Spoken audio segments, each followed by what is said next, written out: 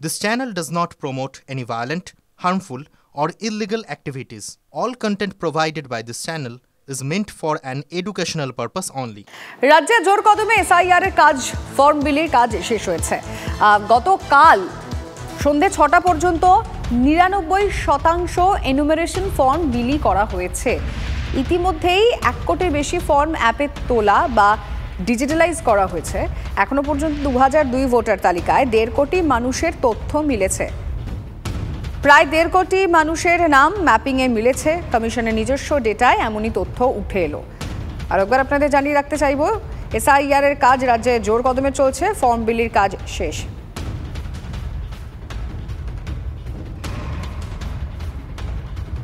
এই মুহূর্তে তৃণমূলের প্রতিক্রিয়া নেওয়ার চেষ্টা করব। এই জয়প্রকাশ মজুমদার রয়েছেন আমাদের সঙ্গে। জয়প্রকাশ বাবু, এখনো পর্যন্ত যেটা জানা যাচ্ছে ৯৯% কাজ এসআইআর এর তা শেষ হয়েছে। ইতিমধ্যেই ১ কোটির বেশি ফর্ম অ্যাপে তোলা বা ডিজিটালাইজ করা হয়েছে। ২০০২ ভোটার তালিকায় ১.৫ কোটি মানুষের তথ্য ইতিমধ্যেই মিলেছে। কি বলবেন? আর সেটা হচ্ছে 99% এসআইআর এর কাজের। হ্যাঁ, এরা কি জেগে জেগে ঘুমোচ্ছেন, না এলোমেলো কথা বলার জন্য যে প্রসিদ্ধি লাভ করেছেন নির্বাচন কমিশন, সেই রকম এলোমেলো কথা বলে যাচ্ছেন? এখানকার ভোটার কত? 2025-এর ভোটার কত? 7.5 কোটি প্রায়। তার মধ্যে 1.5 কোটি ফর্ম পেয়েছি, আমাদের 99% কাজ হয়ে গেছে। এই সব কথার একটা সীমা থাকা দরকার, বাস্তবিকতার একটা সীমা থাকা দরকার। সব থেকে বড় কথা, আপনারা জানেন 2002-এ যে সর্বকনিষ্ঠ ভোটার ছিল তার বয়স ছিল 18, যার আজকের বয়স হচ্ছে 41। সহজ অঙ্কের হিসেব, 23 বছর পরে। তার অর্থ হচ্ছে পশ্চিমবঙ্গের যে ভোটার আছেন 40 বছর ঊর্ধ্ব এবং নিচে 18 বছর, তাদের কারুর নাম নেই 2002-এর ভোটার লিস্টে। জয়প্রকাশ বাবু, যেটা জানতে চাইছিলাম, যেটা আপনারা বলেছিলেন যে এটা একটু সময় সাপেক্ষ কাজ, 6 মাস সময় লাগতে পারে, সেখানে নির্বাচন কমিশনের তরফ থেকে বলা হচ্ছে যে যারা বিএলওরা কাজ করছেন তারা কাজ শেষ করে ফেলেছেন। গেঁজাখুরি কথা। বিএলওরাও আত্মহত্যা করছেন, কাজের চাপে ডেটা তুলতে পারছেন না। আর ওপরে বসে নির্বাচন কমিশনের কিছু ওই শীততাপ নিয়ন্ত্রিত মানে এয়ার কন্ডিশন ঘরে বসে বড় বড় গুলি ঝাড়ছেন, মিথ্যে কথা বলে যাচ্ছেন এখানে শুধু সুপ্রিম কোর্টকে দেখানোর জন্যে। এই যে জাতীয় নির্বাচন কমিশন, এটা মিথ্যে কথা এবং ভুল কথা, মিসইনফরমেশন, ডিসইনফরমেশনের একটা আড্ডাখানা হয়ে উঠেছে। এবং নির্বাচন কমিশনাররা এর জন্য প্রধান দায়ী। তারা প্রতিনিয়ত মিথ্যে কথা প্রচার করছেন, মিথ্যা বিবৃতি দিচ্ছেন, প্রমাণ দিতে পারবেন না। ধন্যবাদ আপনাকে। জয়প্রকাশ মজুমদার আমাদের সঙ্গে ছিলেন টেলিফোন লাইনে। বিজেপি কি মনে করছে জানার চেষ্টা করি। বিজেপি নেতা জগন্নাথ চট্টোপাধ্যায় রয়েছেন। জগন্নাথ বাবু, ইতিমধ্যেই ৯৯% কাজ হয়ে গিয়েছে, এনুমারেশন ফর্ম বিলি করা হয়ে গেছে, ১ কোটির বেশি ফর্ম অ্যাপে তোলা বা ডিজিটালাইজ করা সেটা হয়ে গিয়েছে।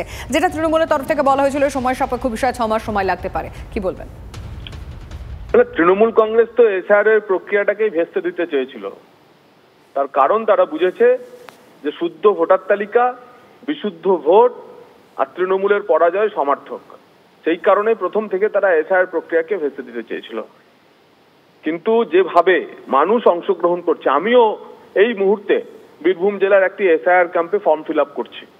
যেভাবে আদিবাসী মানুষ, তফসিলি মানুষ, সাধারণ মানুষ আসছেন, আমাদের সঙ্গে সহযোগিতা করছেন, আমাদের ফর্ম ফিল আপের সহায়তা কেন্দ্রগুলিতে আসছেন, তাতেই বুঝতে পারা যাচ্ছে যে মানুষ সক্রিয়ভাবে অংশগ্রহণ করছেন।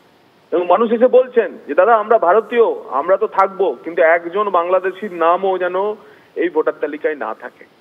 তো খুব স্বাভাবিকভাবেই এনুমারেশন ফর্ম সত্যি করেই মোটামুটি সর্বত্র বিলি হয়ে গেছে। এখন ফর্ম জমা করার পালা চলছে। আমার ধারণা 25-26 তারিখের মধ্যে প্রায় 70-80% ফর্ম যা আছে তার ডিজিটাইজেশন হয়ে যাবে বা বিএলও অ্যাপের মাধ্যমে ইলেকশন কমিশনের ঘরে জমা পড়ে যাবে। ধন্যবাদ আপনাকে, বুঝতে পারলাম।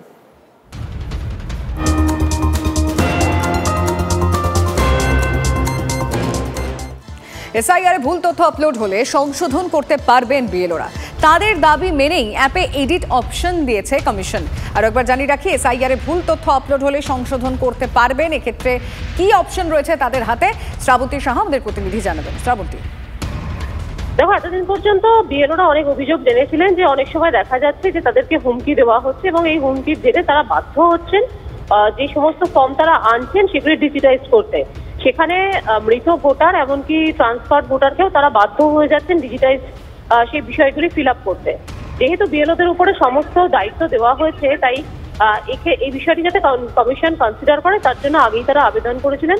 তাদের দাবি হচ্ছে যে গতকাল থেকে একটি এডিট অপশন দেওয়া হয়েছে। একবার যদি ডিজিটাইজ করাও হয়ে থাকে, পরবর্তী সময় বিএলওর সেই বিষয়টিতে নিজের এখতিয়ার থাকবে, তারা পরবর্তী সময় গিয়ে এই এডিট অপশনটি ব্যবহার করে আগের যে ডিজিটাইজ করেছিলেন সেই তথ্য মুছে দিতে পারেন। ধন্যবাদ। কিছু কিছু ক্ষেত্রে আবার অনিচ্ছাকৃত ভুলও হয়ে যায়। এন্ট্রি করতে গেলে, ডেটা এন্ট্রি করতে গেলে তো অনেক সময় ভুল হয়ে যায়, কারণ সবাই তো মানে অনলাইনে সড়গড় নয়।